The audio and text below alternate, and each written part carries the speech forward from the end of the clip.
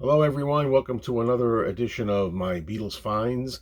These are Beatles related items that I've received and gotten in past weeks. And I had to wait till I got enough to compile that I could make a video now. This is a blast from the past that's still fresh as far as my channel goes. I got a little bit of this and a little bit of that here. So to start out with, I got a series of compact disc related items. And I'll start with this one, which is a pretty nice find. It's Paul McCartney back in the US, the live CD version from, I believe, 2002. Now, this is in what's called a CD long box. They used to have CDs coming in these cardboard long boxes. The CD is up in here, this part, and the rest is just really air and filler. But this is unique these days because it's actually in the shrink wrap and has not been opened. Now I already have this compact disc over on my shelves in case I ever want to actually play the thing. I don't really require having to open this one, So this is a nice collector's piece. And it's funny, in the old days, I used to have, when I first started collecting CDs, I used to have all of these long boxes. They came in long boxes, and much like I do now these days, today, I would save the long boxes. I had a closet full of them. I used to stack them up. And then after a series of years of them just being in the closet, way before I ever had a channel, this is going back to the 1980s and 90s, I said, I don't need these anymore, and I junked all the boxes. Wish I hadn't done that because now I'm on a crusade to try to get back a lot of these long boxes. So anyway, that's fun to have. All right, I picked up a reissue of George Harrison's Cloud 9. There's not much to see here. 1987 album that came out again in the 2000s, after George had passed. And the reason I picked this one up was simply because it has a couple of extra bonus tracks on it. Here you get Shanghai Surprise, an additional track, and also Zigzag, which was a B-side on a 45. So to have them here on a CD is always convenient when you want to play the album. You can play the album, and then you can also have the bonus tracks right there. Let's stick with the CDs. This is something I picked up. This is Jools Holland, Best of Friends, on Rhino. And why did I pick up Jools Holland, Best of Friends? Well, the reason I picked it up is because of his many friends here. One of them was George Harrison. And what's really fantastic is George Harrison's last song, which was called Horse to the Water, which was recorded in, not too long before George, passed away. And this was the song Horse to the Water. Is not on a George Harrison album, at least not yet. It's known as George's last song. I mean, George was too weak from his cancer, too sick to actually play guitar on it, but he just did the vocal for it. So it's George's last song, Horse to the Water, and I really think it's a good song.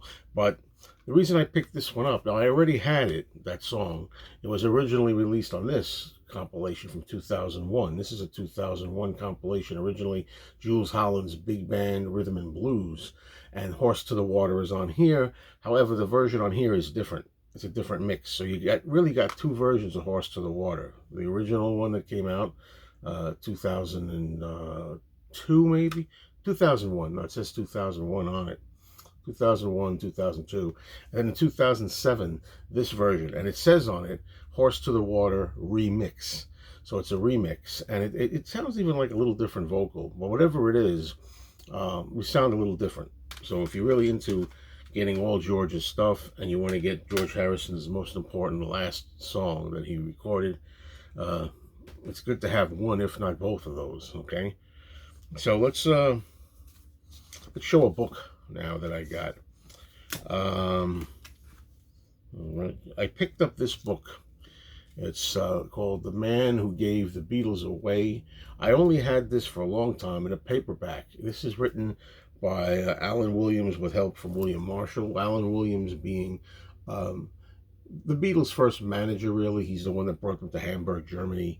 And in the early days, before they hooked up with Brian Epstein, it was Alan Williams who was the man with the Beatles. And I think Alan Williams had a lot of great stories to tell. I read the paperback. I had the paperback, as I say, many years ago, and I found it a joy to read the paperback and hear those early stories. The only thing is, Alan Williams, who passed away a few years ago now, was known to tell tall tales. So we don't know how much of his book is accurate, but there's certainly a good book. I just wonder how much of it is true. Supposedly he's quite the storyteller.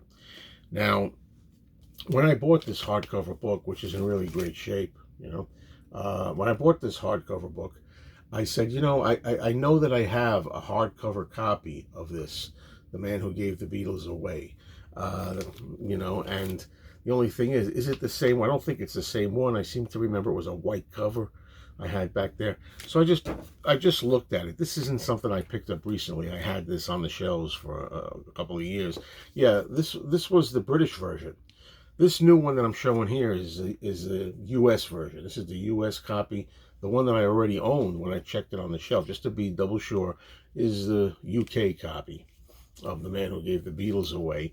And when I opened it up, I had forgotten that in this copy, when I had bought it used, I had a signature in here from Alan Williams. It was signed over to a woman named Regina. It says, "To Regina, I should have known better." And he signs it, Alan Williams. And it's apparently from 1976.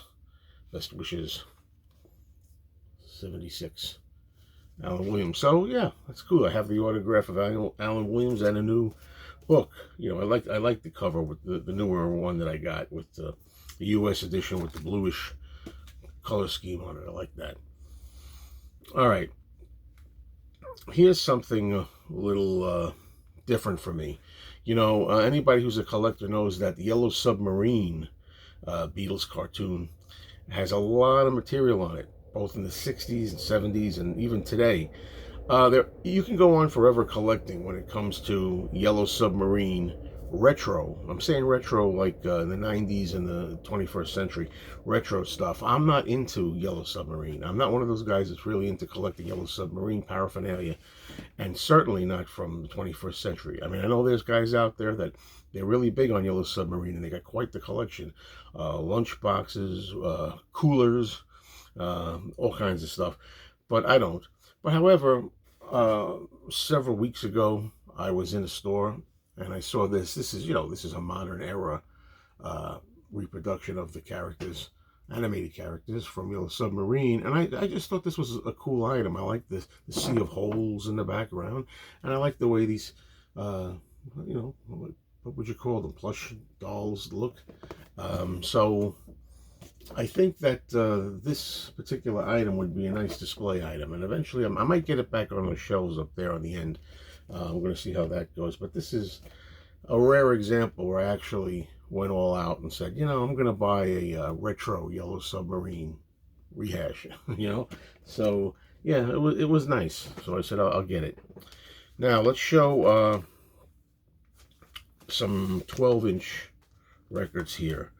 This is, let's see, is this a promotional? Not for sale, I think so. This is the Concerts for Camp Lucia promo, which Paul McCartney participated in 1979. Paul McCartney with Wings, I should say. I think he really was called Wings. They were just Wings at the time. But I want to just show you the record of it. Now, this is not just Paul McCartney. There are other groups on here. We have stuff like Baba O'Reilly by The Who, Behind Blue Eyes by The Who. We have some songs here by Elvis Costello and the Attractions and the Pretenders and Rockpile and on and on and on. And also, let me just read a few other names. Queen and The Clash. However, the reason that I bought this, and it says American Forces Radio and Television Service. You get a look at that label. If you look, there's just a couple of tracks. You got McCartney and Wings doing Every Night and Coming Up on here. So that's why I picked it up. I think it's a unique piece in stereo. And even though they do only 2 songs, you got other songs on here by other artists that are cool. So yeah, That was a unique find that I hadn't seen before. Now, what I'm going to show you next is kind of similar to that. This one has to be opened. Sorry, folks. This is a similar item, okay? I know a lot of people cringe at that. This is I call it a Ringo Starr radio show, but it's not just Ringo. This is, again, looks like something that was used to play on the air in 1978. So we're talking about 1978 here. This is, let's see, from New York. It looks like Scott Muni. Some people may know the disc jockey, Scott Muni. And, you know, back in the 70s, he had something called Direct News, I think, and on his show. And this is out of New York, New York, for the week of April 24 to April 28 of 78. So, like on one side here, you have little interview snippets, for example, with Little Feat and so on, and you can see there on that side. The other side has Alan Ladd Jr. and some others, and also, the reason I bought it, of course, number one here is Ringo Starr. And this is something that you can see here. The interviews are very short. Ringo is the first one, so you can see here in the space of the tracks. They're not very long interviews. And really what it is just a news item. It's not even an interview, but it's got quotes from Ringo on here. And I'll show you a little bit more here. Because on the back, you have the paperwork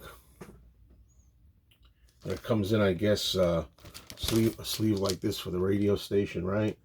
And Ringo Starr's written on the top with 1978, although I think that's my store owner's handwriting. I think he might have written that. I think it should have been blank. I'm not sure. But it says like a quote from Ringo in the Direct News. My son was against punk rock. My son was against punk in the beginning, but I turned him onto it. And there's like a quote from Ringo Starr. It's one of the things he talks about. So it's a little tiny little, you know, interview snippet with Ringo, track one, where he says about how his son, and I presume we're talking about his son Zach, has two sons, was not into punk, but I got him into it. So Ringo turned him on to punk, Zach. And what's interesting in this little snippet is he says how much he's getting him into the Who. You know, now Zach Starkey is into the Who, it says on here, right? He's getting into the Who, and isn't it amazing what eventually would come of that? Because, as we know, Zach Starkey became the official drummer for the Who, and he does a great job. So that's pretty incredible. Here's a 12-inch record that I picked up. This is notable for the cover, you know. It says, Easy Listening Beatles. This is just, you know, some Beatles stuff, of course. I like the cover there. A couple of hippies. It looks like the kids coming home from school, high school or college or whatnot, and he sees what looks like his hippie parents digging and grooving to the Beatles. I'm guessing that's what it is. I think the cover's interesting. But the songs here, of course, we got typical lightweight stuff like Hey Jude, Fool on the Hill, Yesterday, Eleanor Rigby, you know, Michelle, Long and Winding Road, Oh My Deal, Let It Be. The usual stuff. But we have My Sweet Lord on here as well. And, you know, some of the people on here, at first I thought it was instrumentals, but then I realized you got like the Ray Conniff singers, you know, Percy Faith, and you have My Sweet Lord being sung by Johnny Mathis, and so on and so on. Jerry Vale doing Let It Be, and the cover's cool anyway, you know. So last up, I just want to show some of the 45s I got recently. This is a UK copy of The Woman, John Lennon 1980 single, you know, and it's got Woman on one side and Yoko Ono's Beautiful Boys, not to be confused with John's Beautiful Boy, singular, on the other side. And also I picked up these two Unofficial Records. This is How Do You Do It and Revolution, and again, How Do You Do It and Revolution. And the other side of both of these is this. This is from the 1970s, really. I don't know if these copies here are from the 70s. I'm really wondering about that. But it was done by, I think, the Strawberry Fields Forever, Joe Pope. What's interesting about this one is this is the way I've usually seen it. I've had these before. I think I got this on originally on clear vinyl in 1977, and you can see there's just a white border here on this one, whereas this one has a black border. I really don't know. Sometimes I think this is like a copy of a copy of a copy. I really don't know, but the reason I got them is because it's cool. One of them here, he's on like a pinkish kind of pinkish reddish vinyl. Okay, and as